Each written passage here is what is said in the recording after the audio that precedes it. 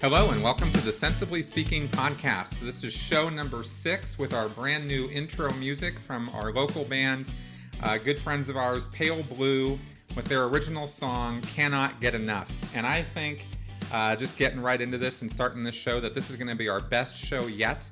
I'm actually very excited about it. I think we have some really good things to talk about this week, both in the news and out. First thing we want to do is actually, though, on a somber note, we actually do have just a follow-up update from last week's kind of pretty depressing state of affairs, really, for us and our friends. And we're just going to update on that before we get into the rest of the show. So yeah, what Chris said, we were actually very depressing last week and ending our show. Kind of apologized about that one, but we were feeling it. And so our friend did pass over the weekend. We are incredibly saddened and heartbroken about it. He was a great member of our community, a good friend, wonderfully intelligent person, and we're going to feel this lost for a while. But it really did bring our community, our secular community, together. I hope I have half as many people come for me if I ever needed it as he did. We're going to miss him, but we are going to remember him as the wonderful man he was, and we're going to live our life as best as we possibly can because it's all we've got. Definitely taken before his time. Yes. Which I think was the most shocking thing to all of us. Yeah. It came out of the blue. Right. And it's just one of those bitch slaps from life where you're like, oh my God, this really does happen. It happens to anybody. Right. And welcome to the randomness of life in this universe. But it does kind of remind you, because I know it took a big hit on my life and just me personally. I now have a living will. I have my information written down, and I have a doctor's appointment in a couple of weeks for a regular physical that I haven't had in a couple of years. So if you ever want to tell someone how you're feeling about them, if you ever feel like you need to just do something health-wise just to make things better for you, do it now. Just do it now. Yeah, no waiting, no reason to. And certainly, by the way, and I did this week as well, no reason whatsoever to not let your friends and your family know how you feel. Oh, I love you, Chris. Oh, I love you too, Ruth. And with that, we are going to move on to some other news that's kind of exciting in our world.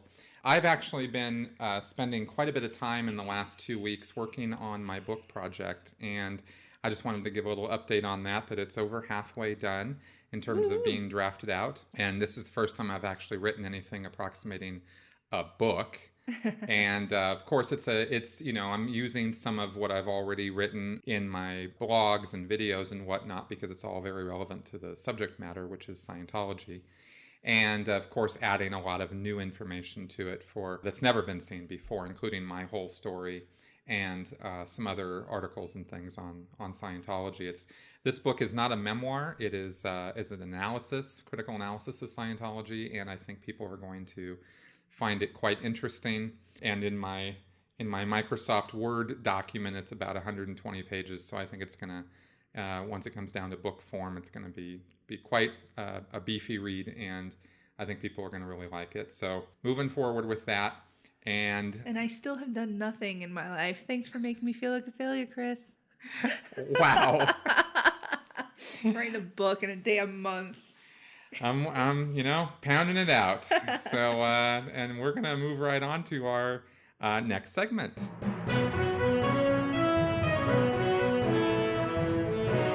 In the news this week, very, very exciting this last weekend. And in fact, I did not know that this is how this gets done, but there are different kinds of Emmy Awards.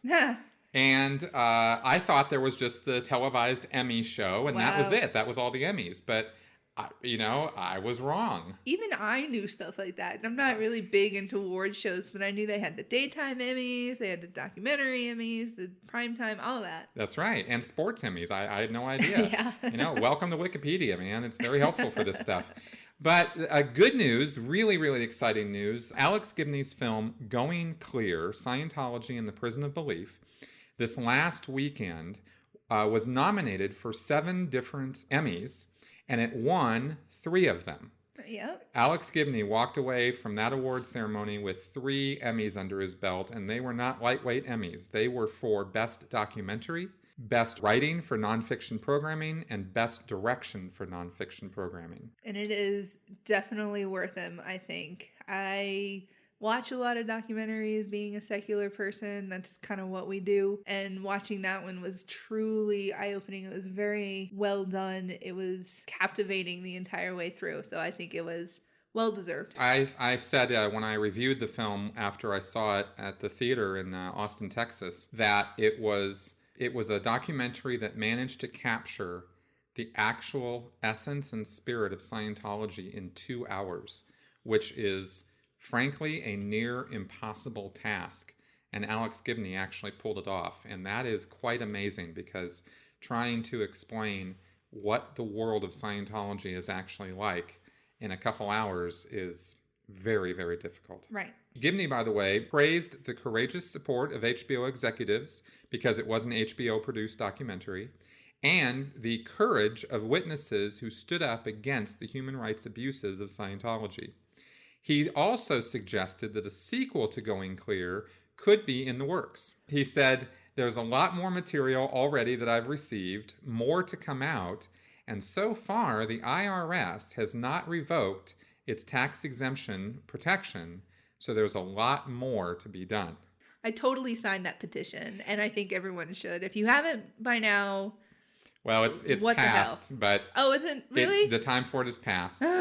But what I tell people now, and I will continue to repeat this mantra, is, report to your congressman, write your senator, write your House representative, and let them know that it actually matters to you that Scientology, or churches in general, or however you want to put it, that it matters that they have tax exemption, and you don't like that, and you want something done about that. And that actually leads us into our first news story from news media here. Pope Francis calls for ending tax-exempt status of churches that don't help the needy. This is from writer James Woods. On the eve of his visit to the United States, Pope Francis blasted religious institutions who are exploiting tax loopholes to make money instead of helping the needy. In an interview with a Portuguese Catholic broadcaster, the Pope discussed the need for Christians to fight the temptation of the god of money. And the quote here, "Some religious orders say, no, now that the convent is empty, we are going to make a hotel, and we can have guests and support ourselves that way, or make money. Well, if that is what you want to do, then pay taxes. A religious school is tax exempt because it is religious, but if it is functioning as a hotel, then it should pay taxes just like its neighbor. Otherwise, it is not fair business."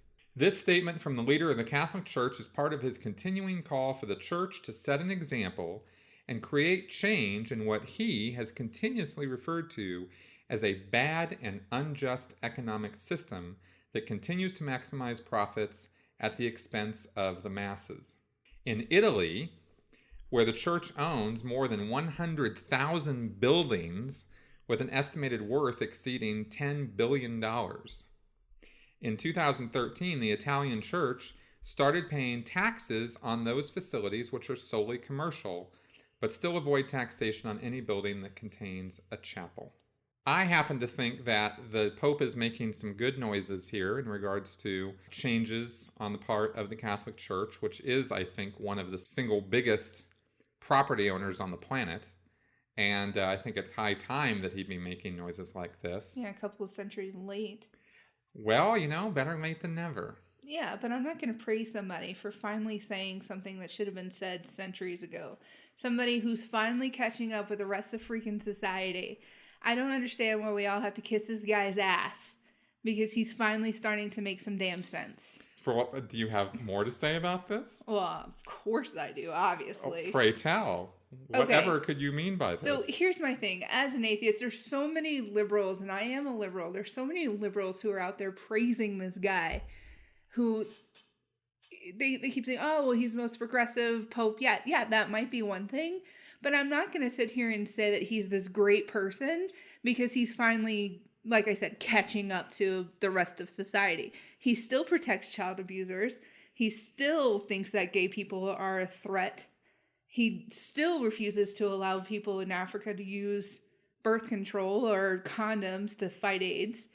I mean, there's nothing about this man that makes me go, yay for Catholics. I mean, I'm not going to sit here and say, oh, well, this is great, and act really excited about it. Because honestly, that's still supporting a group of people who are denying just regular human rights things. This is somebody who still believes that there's a sky daddy, and I'm not going to sit here and say, oh, yay, I love this Pope. I don't like him because I don't understand the concept of having this guy. I don't care if he takes all of the gold stuff all around his chair. I don't care if he walks around and lets kids play around him. That's fantastic.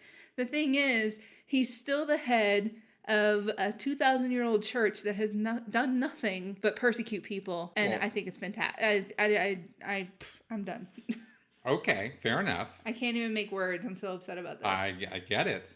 Now, I will not go so far as to say that the Catholic Church has done nothing but persecute people. I have to say, it was a huge part of their history. The Inquisition is undeniable. Part of their history. I understand. There's so many people around the world who are Catholics because they came in and slaughtered people who didn't bend to their will. Fair enough. You're not wrong about the fact that the Catholic Church has certainly rattled its sword or pulled its sword out of its sheath and used it on people who didn't agree with them in ages past. Right. I do want to acknowledge positive change when it occurs, and I do think that this Pope is making some good noises, but I agree that they have a long way to go to make up for damage that's been done in the past that has been pretty, I don't know the right word. Harsh is not the right word. Unforgivable, I don't know that that's the right word either, though. The Catholic Church is unforgivable? You're questioning that? Maybe I am. I don't know. Are you serious? Okay. All right. I don't know that I want to put the Catholic Church through the Inquisition. Obviously. Just because they happen to be acting like civilized human beings now, doesn't mean that I'm going to say that it's fantastic. I'm not one of those people who want to run around and take people's religion away from them, but I'm not going to pretend that because someone is ignorantly happy with their religion that everything's fine and dandy. Of course, and I'm actually just playing with you a little bit right now because you like it when I get all mad and I can't form sentences. I do. It cracks me up actually. Ugh.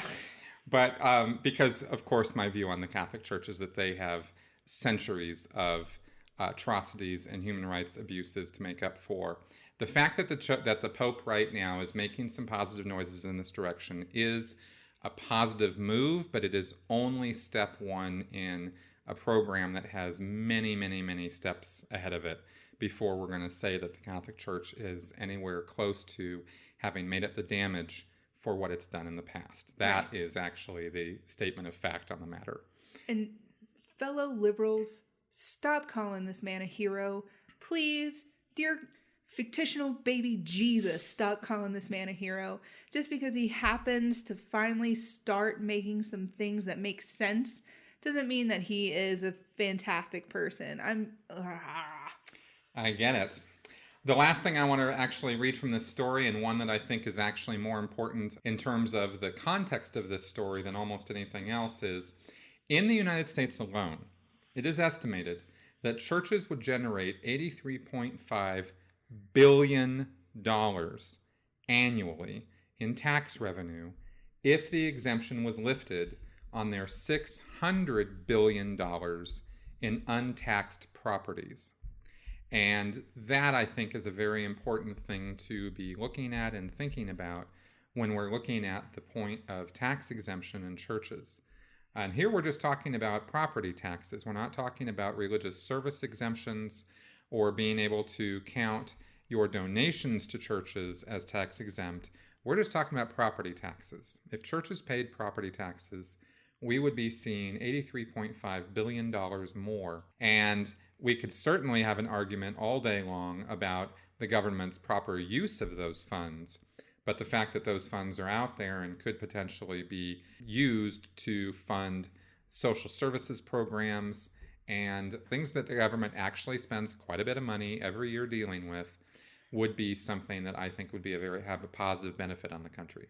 So you want to know how many homeless people and impoverished people that we could feed, clothe, and house in America for $71 billion? Please. All of them. There we go. With more than $70 billion to spare. All of them. We would also be able to pay for universal health care. And our friend who just died probably wouldn't have died. Well, I'm a little frustrated. I think we know where we stand on this particular issue, and I think this is an important issue, actually. Do you think they understood where I'm coming? I think they might have gotten it. I think they might have gotten it. I hope they got where I'm coming from on this too, because while I might not necessarily be putting on the emotional appeal right now, I very strongly feel that churches should not be tax exempt, at least in regards to property taxes. I think that would be a good place to start in reviewing the automatic exemption that churches have from taxes. That no one's really regulating, by the way. Again, a smaller part of a much larger conversation. Yep. Also in the news this week, from the Raw story, do deeply held religious beliefs force doctors to commit malpractice? Now, this is something that I found quite alarming and interesting all at the same time, because it was something I had no idea about. And I don't know how many folks out there who are listening know about this, but we're going to talk about it. The example that's given at the beginning of this article is a fictitious example, and there are other examples given throughout the article of real examples, but this fictitious one probably makes the point more simply and more easily than anything else we could say, so I'm just going to go over this. Picture this. You wake up far too early one morning because your hand is intensely painful and you don't know why. When the pain gets worse, you go to the ER. The attending doctor, a gray-haired man, examines you, draws blood, and then tells you an unusual flesh-eating infection in your finger is putting your health at risk. He recommends amputating the hand immediately before the infection causes more harm. What he doesn't tell you is that at this early stage, the simple injection of a state-of-the-art antibiotic would solve the problem. Why the omission? His hospital is managed by a self-described religious healthcare ministry that forbids the use of antibiotics. Across the United States, religious healthcare corporations are absorbing once secular and independent hospitals, and in the process, imposing religious restrictions that sometimes pit standard medical practice against the theology. I don't know if you guys are aware of the fact that this is occurring or not. This is sort of something that would be going on behind the scenes and wouldn't be necessarily something that would be broadcast loudly. You know, who knows who owns hospitals? You don't really think about that. You just go to a hospital because you expect to receive good, competent medical care, as well you should expect that when you go to a hospital. Yep. But apparently, there have been examples of cases where people have, and specifically according to this article, pregnant mothers who have had difficulties with their pregnancy or other factors involved with their pregnancy, who have shown up and have been denied fully competent or fully effective medical care or fully modern medical care in favor of lesser quality medical care or more harmful medical care. For example, removing body parts. Instead of simply removing an unviable fetus from the mother, they actually will cut out parts of the mother instead, because to remove the unviable fetus could be construed as a form of abortion. And that's, of course, flies right into the face of their religious beliefs. And so we have a situation here where medical practice is being influenced by religious belief. While this may sound strange or abhorrent to outsiders, it has its own internal logic outlined by Father Tad Pekalchik at the National Catholic Bioethics Center. Did you know that there was a National Catholic Bioethics Center? I'm not surprised to hear that there is one. Totally news to me. Carrying on with the article here, Catholic ethics ultimately are determined by theologically based perceptions of what actions God approves and doesn't approve. While compassion does matter, The end goal is to improve the spiritual standing or righteousness of the person performing the action. These theological dictates may or may not align with the questions that govern secular medical ethics and practice. How to minimize harm and suffering or maximize well-being while respecting patient autonomy. So in other words, based on whether or not the doctor is going to go to hell or not if he does something, is going to determine whether he engages in competent medical practice or does something that is not for the best good of the patient concerned. And that, to me, is wholly, completely, and 100% unacceptable. You don't always know going in to a hospital if they're religiously owned or not. I mean, there's definitely going to be the hospitals that are called St. Joe's, Saint whatever. There are definitely hospitals out there where you don't know they have a religious implication until after you're in them. And that's actually why we're talking about this news story right now, because I was shocked to find out about this week. This has apparently been going on for years and is, as we'll talk about later on this news story, is going to be continuing to go on. And I want people to be aware of this. And in case this is, you think that what I'm talking about is an extreme measure, I want you to hear this and think of what if this had happened to somebody you know or love. This is a quote from a woman who wrote on a website called Truth Out, and she told this story. A Catholic doctor at a Catholic hospital went against my daughter's wishes and signed consent to have a hysterectomy because of severe endometriosis. One ovary had already exploded. My daughter had never intended or desired children, nor was she in a suitable situation to have a child. She was single in her late 20s. When she awoke from surgery, she learned that the doctor had overridden her wishes and consent in an attempt to save her fertility. The operation was botched, leaving my daughter on permanent disability, in pain, with even more health problems than she'd had before. So, if that's not a perfect example of the consequences of what we're talking about here, I don't know what is. I'm young. I don't intend to ever have children. And I've gone to my doctor before, and I have asked them to do a procedure that would basically prevent me from having children. And they refused to do it because, one, I was too young, according to them. I was 25, and they determined that I would eventually change my mind. So it's there, especially when it comes to the fertility issues, it gets kind of bogged down in fetus rights and things like that. And we all know where I stand. I am definitely pro-choice, pro-mom, pro-baby, all of that. But I really see this, it's very personal to me to read things like this, especially when they involve women's body rights. And you see this a lot where, they won't do a procedure because they want women to continue to have babies, which I don't get. But it's incredibly scary. And they go into this article about religious directive or medical malpractice. Right.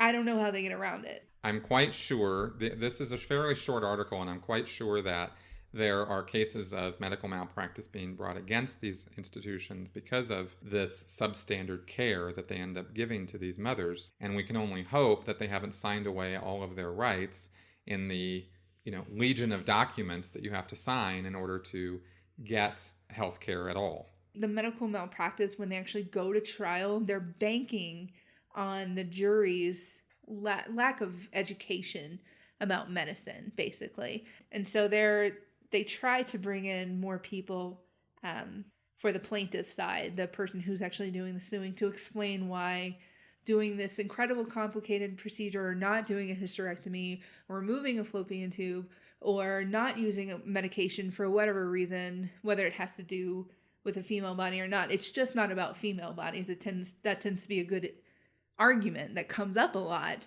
but it's not just a women's issue. They would do this for men too, I'm sure. No, and the thing that really gets me about this is here you have somebody who was in pain, maybe dying, and put themselves in the care, in the hands of somebody that they had to trust, and they did trust, to give them competent and complete and full medical care, to save their lives. And instead, they get substandard care because of religious belief, not because of what the doctor was capable of doing or what the hospital was capable of carrying out, but simply because the hospital or doctor in question would not carry out that competent medical care because they didn't think that their God would let them into heaven if they did. And now they have gone through all of that. They can, and in at least one example we read here, they have a life of pain and suffering as a result of this. Now they have to go through the ordeal of hiring a lawyer, hiring a bunch of medical experts to come into a courtroom and plead their case for them when it shouldn't have happened in the first place. Right.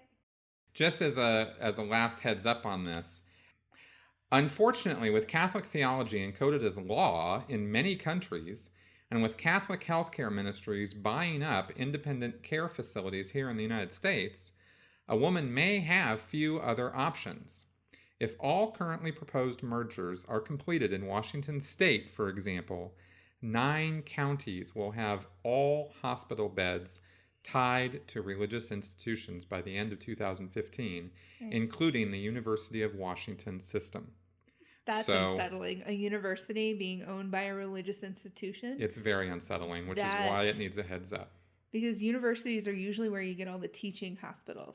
Exactly. That's where you get the research happening. So if you have them under a religious thumb, I don't think any kind of progressive motion is going to be coming out of there at all.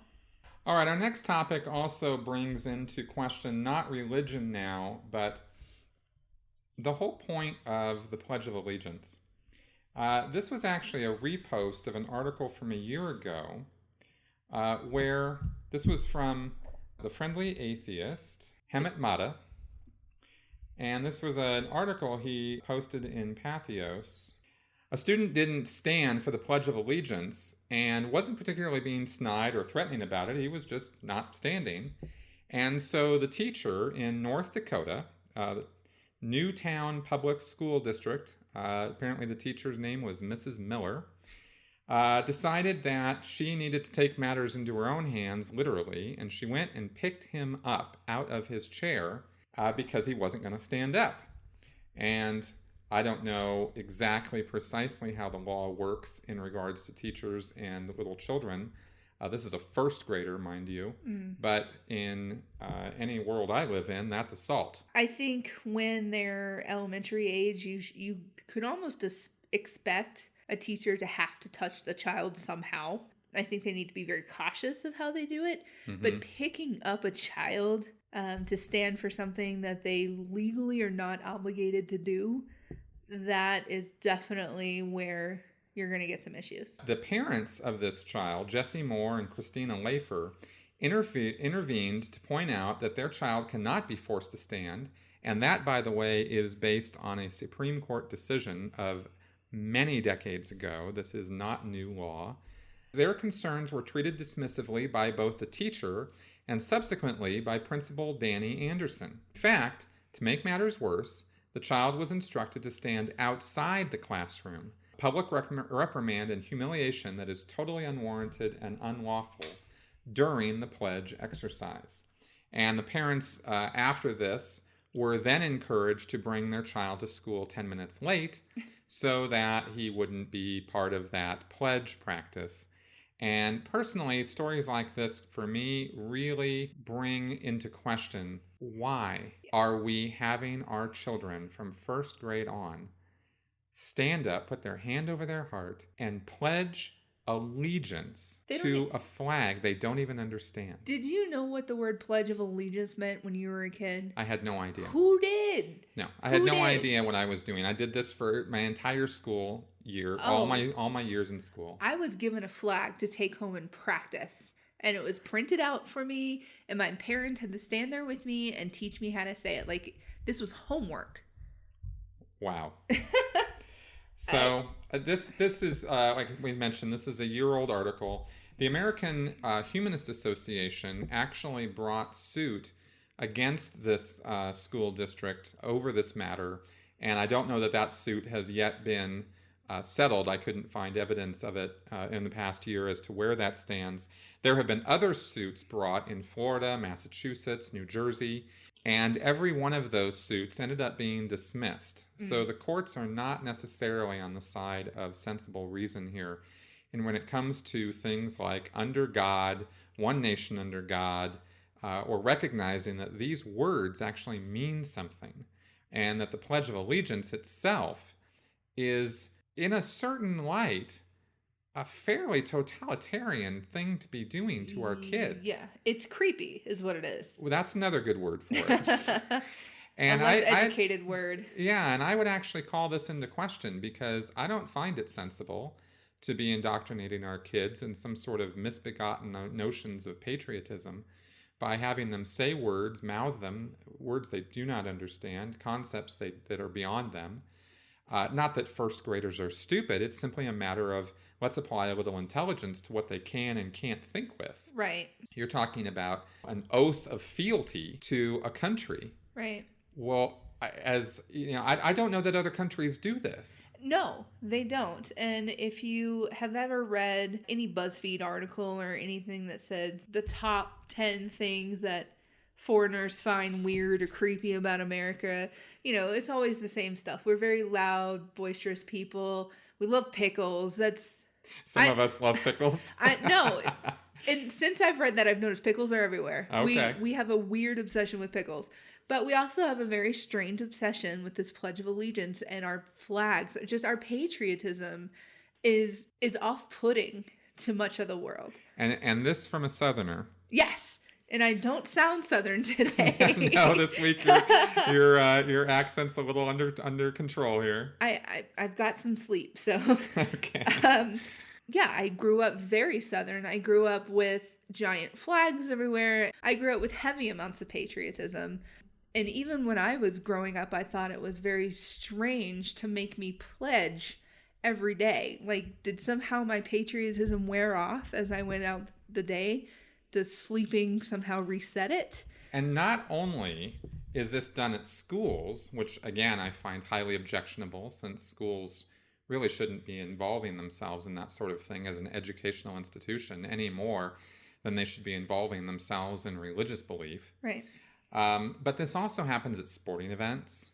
Oh, yeah. At public forums, public events. No, singing of the national anthem is something that people must do. And if you don't do it correctly, you will get crucified anywhere. Right. President doesn't stand during the national anthem. You can't hear anything else on any social media or news, 24-hour news storm. You can't. It's all about First Lady didn't do this senator didn't do that, or this high school neglected to have a flag on the field before a football game. Really, we're obsessed with our flag, with our song, with our quotes, and it is very strange. Now, I am not an advocate of, and I find it highly disturbing when people say go to the opposite extreme and start burning flags or start talking about how sucky our country is, or how awful the United States is because of certain aspects of foreign policy, financial policy, or the fact of, our corporate influence and this sort of thing. There's lots of things in the United States to not be happy about, but I don't take it out on the whole country because of single issue items. And I find it disturbing when people do. We're not advocating, I don't think here, any sort of anti-patriotism. That's not really the point. No. What we're talking about here is a form of indoctrination with children specifically that is unwarranted, it's uncalled for. I don't think it should exist at that level. I think it disillusions us starting from a very young age because I was always aware of the quote-unquote fact that we were the best country in the world. So the older I got and the more I started to learn that we have our problems. And that was very disconcerting for me. It can set up unreal expectations, that's for sure. And I see that. That's actually a really good point. Yeah. Because you come up with this idea that, I guess I'm not so unfamiliar with this with cult experience, right? Where you have, indoctrinated into you from a young age an us versus them mentality Mm-hmm. of America is great and everybody else in the world sucks. Right. And it took me decades, totally apart from my Scientology experience, as an American, to start realizing that our foreign policy and the way that we are viewed by other nations and the way we treat other nationalities and other countries is pretty off the rails in a number of ways. Right. You know, and when you're blinded by America is great and I am must be a nationalist, then that's a form of filtering, and that's a form of induced blindness. Right. And it's almost you are labeled as unpatriotic if you say anything negatively about this country. And I feel like I am a very patriotic person. I can sit here and say that the flag everywhere is creepy, the pledge is creepy, and it is. But I specifically remember in college having so many friends tell me, oh, I can't wait to graduate and go to London. I can't wait to leave the U.S. My whole concept was, no, I want to stay here. And because I see these problems, and instead of saying, there's a problem, I'm running away to something better, I want to stay here and fix it. I definitely want to be a part of the solution and not part of the ever-marching non-progress that I feel is happening here. I do too. And I think that if we can, sort of tone down the rhetoric a little bit, right. Again, bring some sense and rationality into it, and not a blind, almost religious fervor to the nationalist attitude, then maybe we can have a bit more of a realistic conversation about what is and isn't wrong here and deal with that. Even in AA, they tell you the first step is to identifying you have a problem. And I think America needs to go through some steps here and identify that we've got a problem. Fair enough.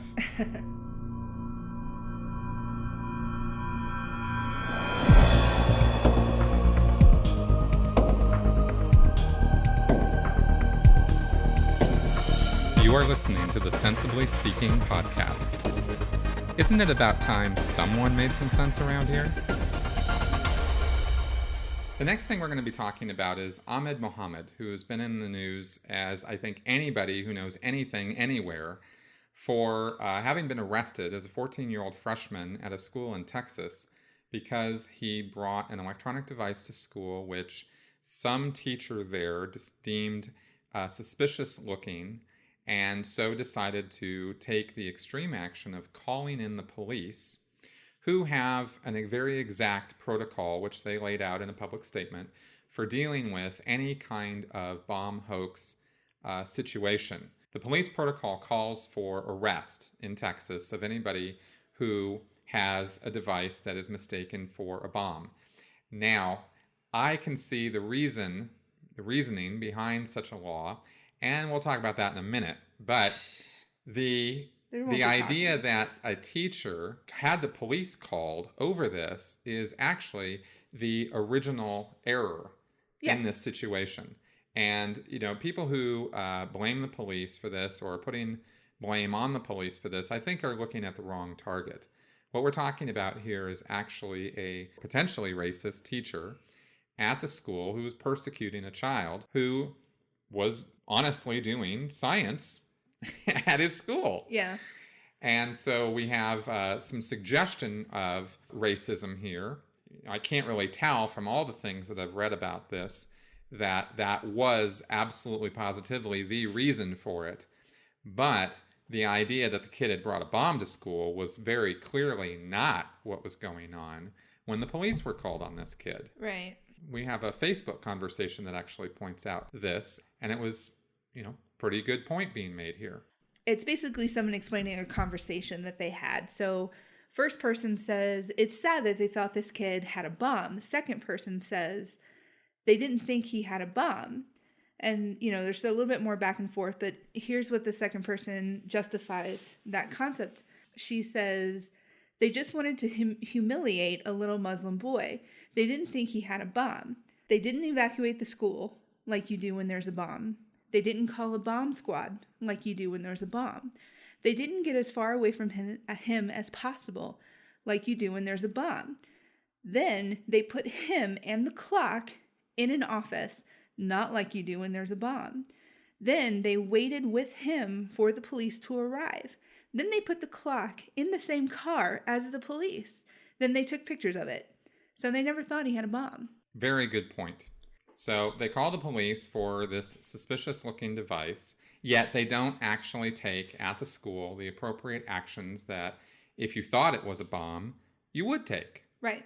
Or anybody with some common sense would take. Right. If they actually truly thought it was a bomb. So then, within a day of this happening, the school then sends out a letter to the parents reinforcing the fact that they're a bunch of idiots. Yeah. Because they then tell the parents in this letter, if there was ever an imminent threat to your child, we would take immediate and necessary precautions, and we would inform you immediately. Well, guess what exactly they didn't do? Right. They did not take any immediate and necessary precautions, and they certainly didn't inform anybody immediately, except, of course, calling the police on this poor kid when, it was obvious it wasn't a bomb. In my personal experience, my high school was punctuated freshman year, Columbine High shooting. Senior year, 9/11. I did so many bomb evacuations. It was unreal. So they have these procedures in place for if somebody leaves a backpack in the wrong place and they don't know who it is. Somebody makes a comment, school's evacuated. So the fact that they thought this was a bomb or even the makings of a bomb, and they did not evacuate the school, they didn't call the bomb squad, they just quietly called the police to come take the brown kid away. That's exactly what happened here, I think. And unfortunately, the police, had their hands tied because the law in Texas apparently states that in the case of a bomb hoax, somebody's getting arrested. Right. And I do not blame the cops here. I don't think cops are 110% right all the time. Obviously, they make their mistakes. They're human. But I definitely think that I agree with you here. The cops, they had their arms tied. The Texas public voted for a stupid freaking law. Yeah, and I can see cases where a law such as that might be a good idea. And I can see cases such as this where it's simply being abused. Right. I can see, if you had a situation where somebody was knowingly, willingly, and purposefully carrying around a fake bomb or making bomb threats of some kind, or was carrying around something that looked like a bomb on purpose in order to scare the hell out of people, personally, I want somebody like that to feel the wrath of the law so that they're discouraged from doing it again. We're not talking about the death penalty here. I don't think they need to be hauled off to jail, though, right immediately. I disagree, because I think that is a practical joke maybe in their head, and I don't think that is particularly a joke-worthy subject matter. When did America lose our balls? Seriously, we're so scared of every single thing now, and I agree with you. People who do stuff like this are complete idiots. Do they need to be hauled off to jail and now that it's on their permanent record that they're bad joke tellers? No. Or not joke tellers. They could be also doing this for political statement purposes or social statement purposes. It's asinine. Planting a fake bomb at a Planned Parenthood in order to get it closed down.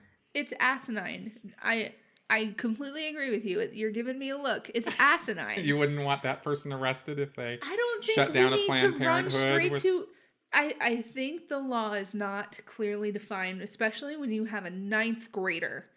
Well, I don't disagree with you about that. I've said that the law can be abused. And in this case, it wasn't the police who were abusing the law. It was the teacher who was abusing the law, right? And that does bode for perhaps a review of this. All I'm trying to say is that I see the point of it. And I do think that the penalties for such actions should be such that they heavily discourage a person from ever doing it again, which is the whole point of a penal system. The whole point of the penal system is not to arrest everybody just because they happen to scare people. The whole point of the penal system is penal is penalty. Yes. Right? Yes. So the point is that the penalty should fit the crime. So you fine them. Okay, I believe that hauling the guy off to jail and incarcerating him for 24 hours is a nice, solid penalty for scaring the living bejesus out of, however many people you're scaring with a fake bomb. Now, we're talking about by the way, and just to be super, super clear about this, we are talking about a law in regards to bomb hoaxes. We are not talking about a law in regards to actual bombs. There is a difference between these two things. When it's sussed out that the person has a fake bomb, they are arrested and they are taken in, and I believe that that is a penalty that fits the crime. And someone pointed out on a comment section somewhere under this article that they're talking about a law that probably no one in the state has heard of before. Don't know. Even though it probably got tacked on somewhere and someone, oh yeah, sounds like a great idea, let's do that. So they voted for it. But I don't think that some idiot who's in an airport drunk saying, oh yeah, I got a bomb, I don't think that person should be freaking thrown in jail. Well, I don't think it's acceptable for someone to shout fire in a movie theater. Mm-hmm. And I don't think it's acceptable for someone to be carrying around something to try to make it look like they're going to hurt other people.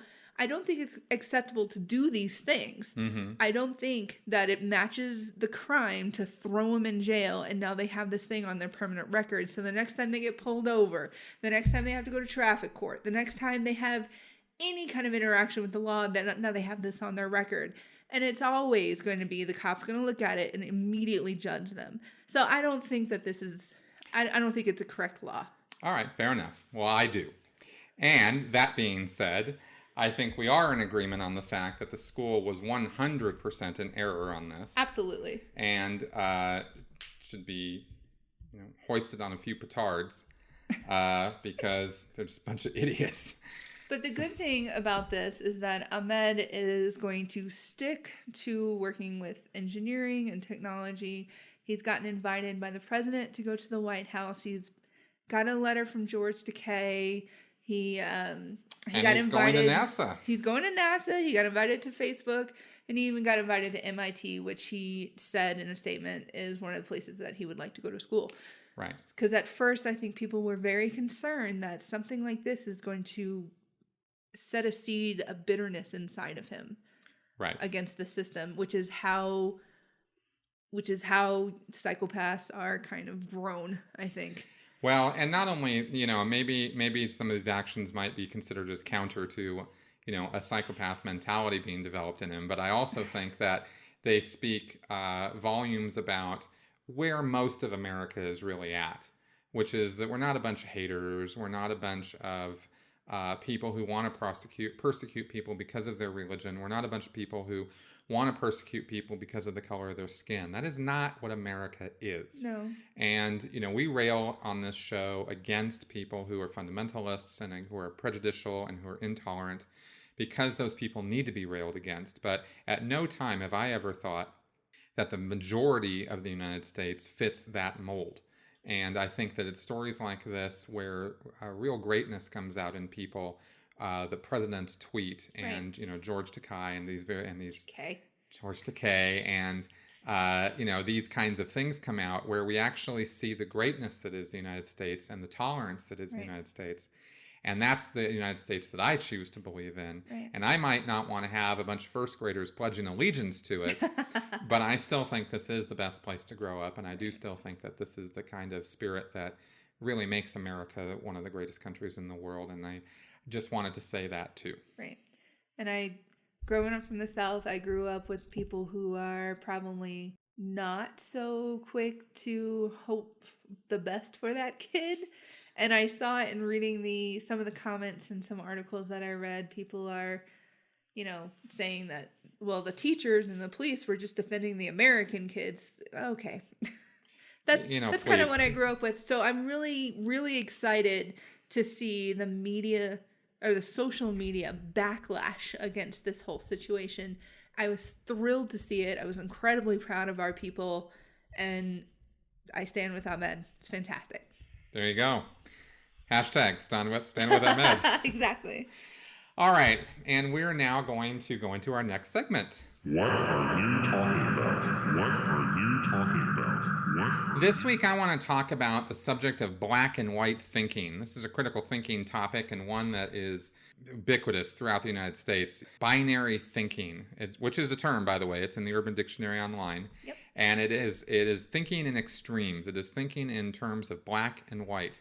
And I got to looking at this, for certain reasons this week, and I realized that not only is black and white thinking wrong, but the whole concept of black and white even being possibilities of thought are just completely unreal. There are only shades of gray in the real reality of our life. There is no absolute evil and absolute good and absolute right and absolute wrong. These things don't exist.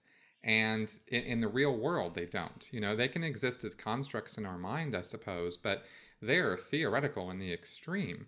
And I came to be looking at this, and I got to looking at the fact that I've always had a reluctance to look at people who are basically acting stupid in terms of their behavior and call them out as stupid or moronic. I don't like those words, and I try to shy away from them as much as I can in a public forum, because I don't think people are generally very stupid. I've certainly been proven wrong a few times. Yeah, you like to think, and when I say you, I mean you as a collective, us as a collective.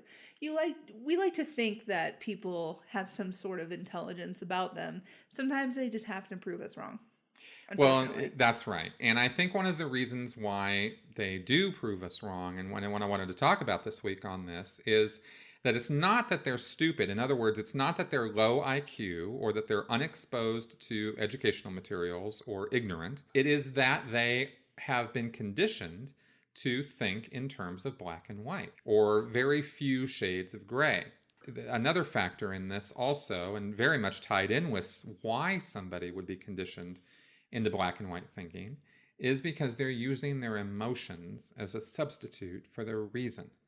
They think that they are being reasonable and logical, but in fact, they're simply using their emotion to drive their thinking, and they don't understand the difference. And this is probably one of the most important things ever about critical thinking, is knowing the difference between when your emotions are driving you and when your reason and intellect are driving you. Right. And I just want to be clear, Chris and I were talking about this before we started recording, because, we always do a show prep. And we're not just talking about religious binary thinking here. We're talking about feminist binary thinking, any type of situation where you can think of someone who just sees things in one way or the other. And the more I sat here and thought about it, the more I can see that really coming out in an us versus them mentality. Because you also get that with the whole patriotism concept, especially here in the U.S. If you're not saying the pledge every day, if you do not have 14 flags in and around your house and on your car as well, then you are not a true patriot. You're not true American. That is definitely one of those binary thinking things. So it's not just a religious problem. And I know that Chris and I have a tendency to speak mostly about religion in our podcast here. It's just because I usually... Well, a lot of those stories lend themselves to being talked about, let's be honest. And I get a lot of religious literature that I send to Chris. I just happen to pass him a lot of religious articles to talk about. It's a good way to drive critical thinking, because religion and religious thought can sometimes lend itself to exactly what I'm talking about here, which is emotion-driven thought processes, not reasoned thought processes, right? Yes, and I know myself as a very emotional person. Typically, atheists have a very heavy science background. I really don't. My experiences becoming an atheist or becoming a secular person or moving away from religion were mostly social issues and a lot of emotional issues as well. Well, you're a sociologist by training. Yes. So I recognize that I have some of my emotional biases and some of my arguments. But I think the more I sit at this little table with you and we argue about things, and we actually agree mostly on a lot of things, but the more I go to our community center, the more I talk to other free thinkers and secular and rational people, the more I am starting to realize what I am doing. Well, and that's the thing. I wanted to bring this up because I don't think that the people who listen to this show now or in the future are particularly going to be drawn here because they're black and white thinkers. Right. How do you deal with people out there who are black and white thinkers? What do you do when you're running into somebody who's an absolutist in their thinking? You know, it's my way or the highway. It's God's way or the, you know, or it's hell or it's heaven, right? Right. And this kind of thing, right? And of course, I always move over into my Southern accent when I say stuff like that. But I'm going to need you to stop mocking me right now. but you know, we're talking about there were a couple of things here that I realized are underlying this, or that can help create this sort of thing when you're dealing with people, and that is one, cognitive dissonance, or two, disingenuousness. Cognitive dissonance is not an ignoring of information. It is the noise that's created in your head when you're presented with two or more conflicting ideas and you don't know what to do with it. And that's dissonance. There's noise there. You're like, oh my God, what am I going to, this doesn't make any sense. And so there are various ways that psychologists have found that people deal with this. One of the most common ways is they will tend to shut out and filter and ignore the thing that is the new information coming in that's causing them to question the old information that they have. Mm-hmm. And the best example, and the one from my life, of course, is cult leader is a good guy. Right. He means nothing but good and wonderfulness for me. And then you find another piece of information, maybe a couple years later, that cult leader is a scam artist and he's lying through his teeth and in fact has never told the truth about anything ever. And you look at these two pieces of information and they don't go together and they create this noise, and that's cognitive dissonance. So people will deal with that by filtering things out. For example, I filtered out for many, many years the idea that L. Ron Hubbard was a con man and a pathological liar. It wasn't that I didn't know about that information. It wasn't that I hadn't been exposed to that information. Is that I was purposefully filtering it out. And that happens every day, all day, by all of us.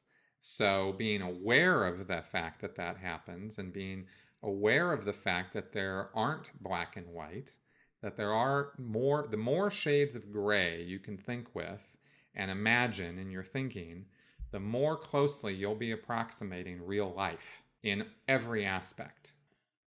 If you find yourself talking to somebody who says, all Muslims should be deported, or all immigrants should be deported, let's say, right? Two different conversations, but same black and white thinking. Right. A good way of dealing with that might be, if you can, get the person to, find one example where that wouldn't be the case. Just one. One person who shouldn't be deported. Ah, okay. Right? Because people tend to change their minds about a bias that they have about a person when they know a person. It happened with the gays. It's happening with atheists. Once you know one and you realize they're not as bad as you think they are, then the shades of gray start setting in. Exactly. And that's what I'm talking about, is if you can establish those shades of gray, even by just establishing that gray exists, just one shade to start with, right, then you get the person actually from a state of a kind of insanity to moving closer to a kind of sanity.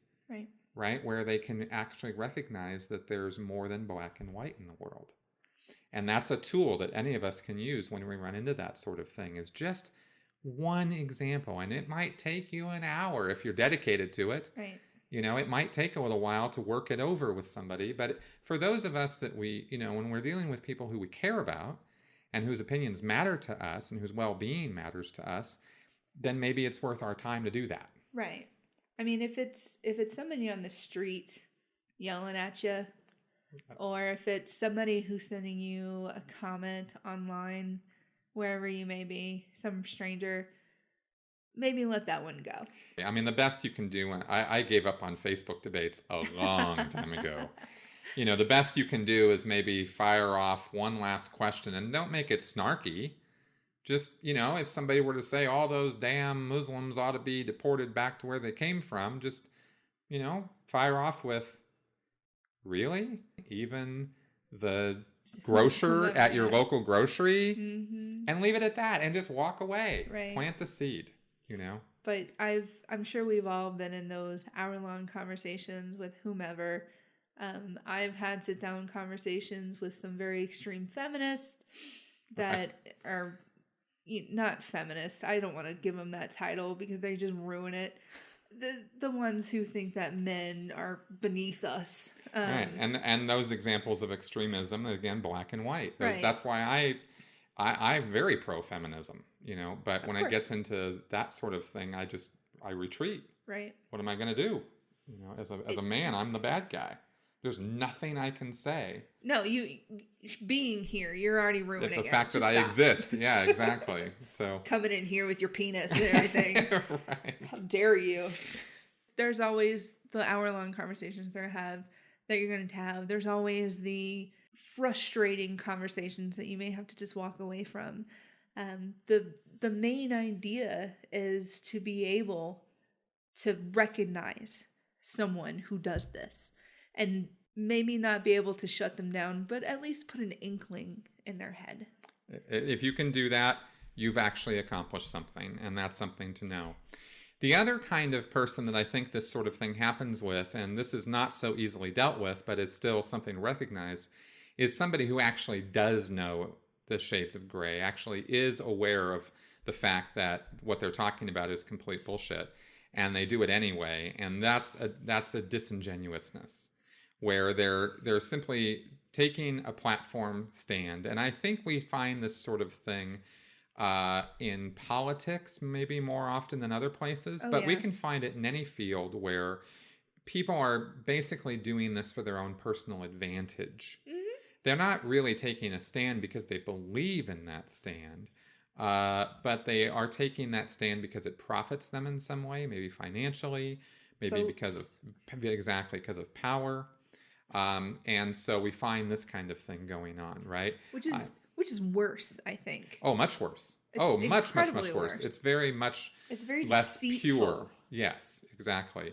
And this is where, you might find cult leaders as an obvious example. Oh, yeah. This is where you'll find, we talk about corrupt politicians.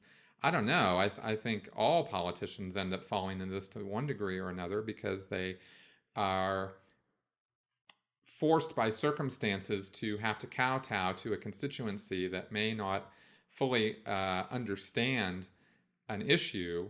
And so then the politician, rather than trying to take the higher road by getting his constituents to understand the issues, by bringing it to them, instead kowtows to the lowest common denominator, knowing that what he's doing is completely off the rails, but doing it anyway.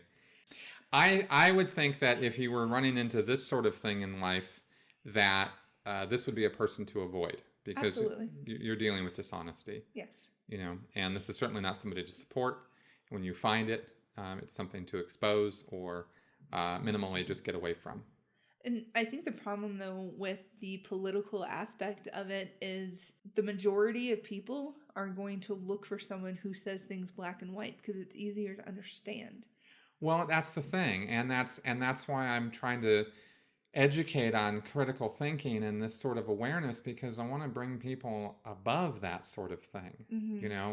We can't continue to be lazy thinkers and expect to have a better world. It's simply not realistic to expect that somebody else is always going to deal with the problems at hand. There is actually a very good quote. What? You are almost saying exactly what Albert Einstein said. No way. If we don't change our way of thinking, we will not be able to solve the problems that we create ourselves with our current ways of thinking. Damn. Damn. That was Albert Einstein. This is just me patting myself on the back right now. High five, man. That's what's going on here right now. Because if I'm paralleling Einstein in the way I'm thinking, dude, I could not be happier. Yeah. When I saw that, I was actually going to say that. And then you started off with your explanation just now. And I'm like, dude, that's perfect. It's perfect. Well, there we go. Bravo you. And with that, we are wrapping up this segment, and we are going to wrap up this show. This has been a wonderful show. I'm very happy with this show. Same here. I hope you guys out there are too. We want to hear from you. Leave comments. Send us emails. I am available at chris@sensiblyspeaking.com. And you can get to me at ruth@sensiblyspeaking.com. And you can fire questions at us, comments at us. And of course, I'm going to keep pushing you guys to go on iTunes, give us some ratings, give us some reviews. We would love that too. Mice don't have to have gender when I'm talking about them. That's what I want to add out there in the universe. Yes, to a certain nameless, faceless person in Kansas that we will not say anything else about. I'm going to call that mouse a he all I want to, and you can get over it. All right, folks. Been a pleasure doing this show, and I hope you've enjoyed listening. We will catch up with you next week. And we're going to end with some more Pale Blue. I hope you enjoy. Thanks, guys.